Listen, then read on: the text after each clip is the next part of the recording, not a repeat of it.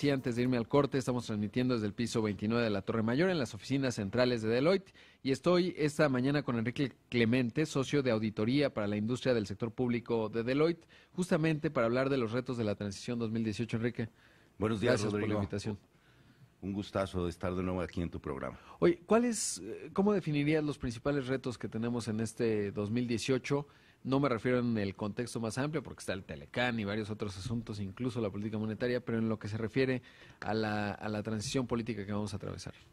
Bueno, creo que hay cuestiones que están en la opinión pública en general en el país, y estos tienen que ver con los temas de transparencia, rendición de cuentas, la deuda, combate a la corrupción, la seguridad, entre otros temas, sin obviamente menospreciar los grandes temas de estrategia del país, como pudiera ser el combate a la pobreza y pues todo el esfuerzo que se está haciendo sobre la reforma educativa y todo el proyecto que hay sobre educación en el país. Creo que son algunos de los grandes retos que sin lugar a dudas deberán de tener continuidad en estos procesos de transición que viviremos en el 2018.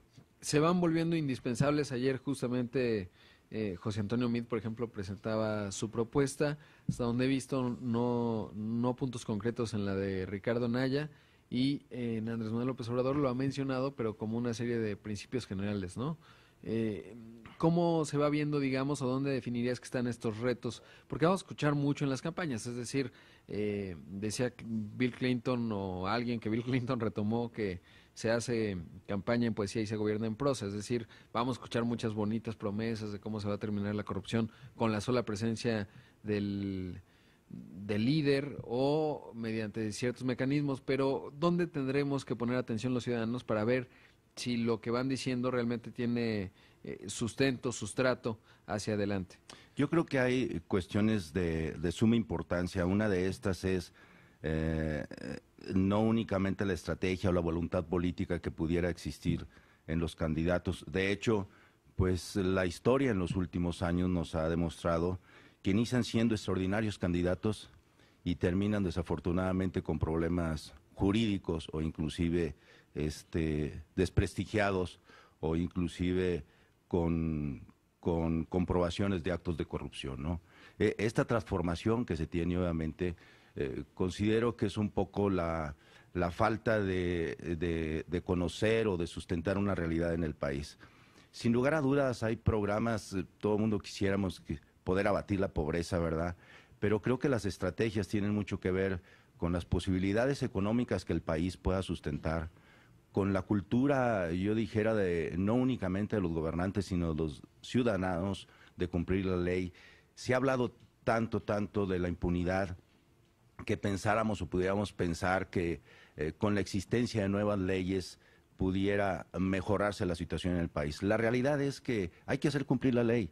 Para todas estas cuestiones y específicamente en los procesos de transición, pudiera poner un ejemplo, existen ya legislaciones para los procesos de transición, para hacer procesos transparentes, ordenados, organizados, informados, etcétera, para poderle dar una continuidad a las estrategias y políticas del país. Hay más de 20 estados que tienen una ley de entrega-recepción, hay una disposición ya normativa para el proceso de transición del gobierno federal. Y bueno, pues no es que no exista la ley, el asunto es que desafortunadamente los gobernantes en algunas ocasiones, por apoyar a sus candidatos o a sus predilecciones partidistas, muchas de las veces evitan, vamos a decir, el cumplimiento estricto de la ley o desafortunadamente desconocen nuevamente el cumplimiento de la ley, ¿no? Yo creo que uno de los grandes retos precisamente es tener en nuestros gobernantes una conciencia de la importancia que tiene obviamente el inicio de un nuevo gobierno, la continuidad de los programas, la estrategia de los programas y con otra, entender la realidad de cada entidad, de cada zona de nuestro país. Este año tendremos cambios en nuevos gobiernos en nuestro país, 9 estados tendrán elecciones. La Ciudad de México vivirá una elección obviamente inédita porque habrá elecciones ya y habrá presidentes municipales, cosas que no se tenían ahora con la reforma de la Constitución de la Ciudad de México. Todos estos retos obviamente tienen que ver con la realidad del país y lo que puede hacerse en el país. Yo creo que los ciudadanos comunes y corrientes como nosotros deberemos estar atentos a los mensajes y la forma en que se hace. Abatir la pobreza. ¿Y cómo vas a abatir la pobreza? Pues voy a combatir la pobreza, y creo que nos quedamos solamente en el discurso. Yo creo que lo importante aquí es conocer y entender la esencia, obviamente, de los programas y las estrategias que pueden ser viables en nuestro país. Yo creo que conocer la realidad, conocer las limitaciones económicas, conocer la cultura de nuestro país, conocer las vocaciones que nuestro país tienen, el norte, el sur y el centro, podrán ayudar muchísimo a plantear estrategias que beneficien nuevamente a los ciudadanos, ¿no? Y ahora que hablabas justamente de los procesos de transición, pues es de llamar la atención, casi podíamos verlo estadísticamente, cuando hay alternancia uno se entera, ¿no?, de los malos manejos, pero cuando no, no. Y entonces, finalmente, los mecanismos tienen que funcionar, y sobre todo ciertas entidades que se dedican a estudiar estos asuntos, pero tienen que lograrlo a través de la obtención de datos, ¿no?, datos públicos, para que no dependa de si hay alternancia en una entidad y entonces luego ya te enteras que la anterior era un desastre, porque si son del mismo partido a lo mejor no te enteras, ¿no? Y ahí podemos casi ver pues cuáles fueron las transiciones de los últimos 2 años, y en dónde hubo escándalos y dónde no, y donde sí hubo, normalmente es porque hubo un cambio de partido.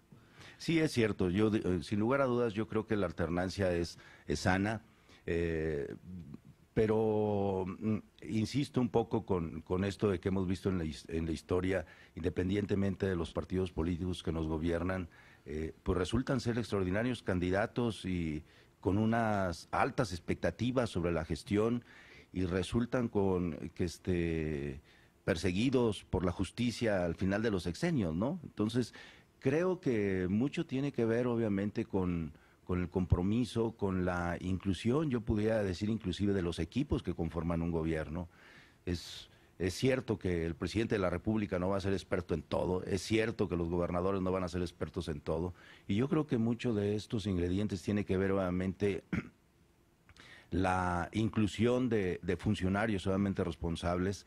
Hoy en día, creo yo, un poco por la experiencia como externo en trabajos de gobierno, creo que se ha vuelto muchísimo más exigente el conocimiento de la administración pública en todos los países, pero especialmente en México por todas las transiciones que estamos viviendo. Hay reglas de operación nuevamente para el ejercicio de los recursos, hay procesos nuevamente de control interno que debieran de garantizar el uso transparente de los recursos. Sin embargo, no se cumplen, ¿no? Muchas de las cuestiones, creo que de los señalamientos inclusive que se hacen a funcionarios, tienen que ver con violación a los procedimientos, no necesariamente a la no existencia de los productos o de la factura por ser objetivos, sino más que nada a la forma en que se hacen, ¿no? A la discrecionalidad con que en ocasiones se asignan inclusive algunos proyectos, y creo que esto va en deterioro no únicamente de las finanzas públicas, sino también de la credibilidad y de la transparencia en el ejercicio del poder, a final de cuentas, ¿no? Sí, que es un asunto fundamental. Y además agregaría, Enrique, que pues el próximo presidente de México, quien quiera que sea, tendrá que tener grandes capacidades para generar consensos. Eso es muy importante porque el panorama, como está planteado, lo que uno puede ver en las encuestas, no importa quién sea el presidente, no va a tener mayoría en el Congreso, y eso quiere decir que tendrá que tener la capacidad y convocatoria para convocar y generar consensos en el Congreso, y a partir de ahí expresar su visión de país. Y eso tendrá que ser una de las características fundamentales del próximo presidente de México, ¿no? Uno tendrá que ser una persona de consensos. Sin lugar a dudas, yo creo que la parte o el ingrediente político en la administración pública es importantísimo, ¿no? El lograr estos consensos. Hoy en día estamos con una participación de los partidos políticos muy activa, muy intensa, y esto pues nos hace cambiar a hace 30 o 40 años, en donde había un partido que dominaba prácticamente las decisiones políticas en el país. Hoy en día yo creo que hay una competencia. Esto incluye dentro de todos los gobiernos que hemos visto emanados de todos los partidos políticos, buenos y malos funcionarios, esa es la verdad. Esto yo pienso que nos llama a la reflexión, que no necesariamente tienen que ser todos de un solo partido la estructura con que se logre obviamente una buena administración. Puede haber combinación de estas, independientemente de las alianzas políticas en las campañas, etcétera. Creo que los equipos pudieran echar manos de gente muy valiosa en nuestro país.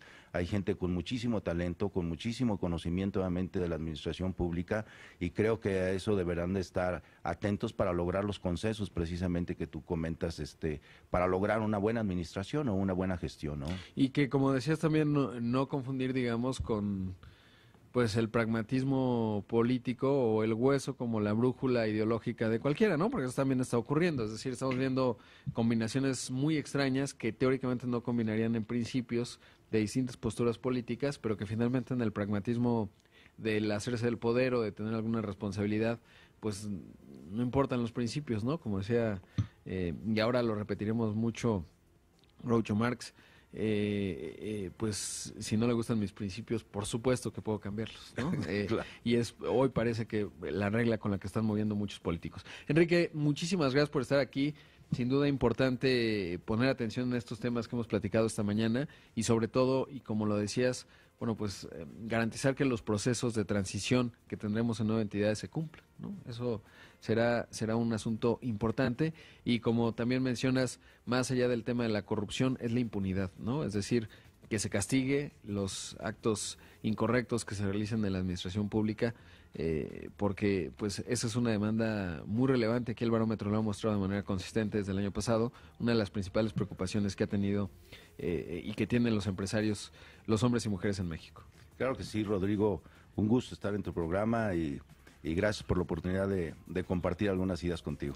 Y lo seguiremos haciendo porque estos meses así lo demandan y muchas personas están con mucha expectativa de escuchar justamente voces expertas que nos alumbren, digamos, en temas muy específicos de lo que tenemos que observar para tomar decisiones en las urnas en este verano. Muchas gracias.